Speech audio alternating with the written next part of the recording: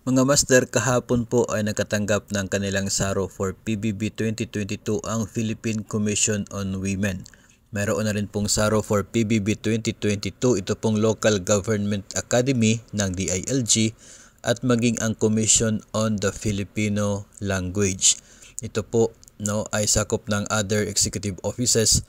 Nakatanggap din po sila ng SARO for PBB 2022. Kahapon po yan, June 20. So ngayon mga master, ito pong sitwasyon ngayon, araw na po ng Biyernes, marami po yung umaasa na hopefully ngayong araw ay makatanggap din ng allotment release order ang kanila pong agency for PBB 2022. Kabila na po dyan ang mga personnel ng DepEd at maging ng iba pong mga uniform personnel. Kasi hindi pa po lumabas yung SARO po nila. Tanging PNP at BGMP pa lamang po.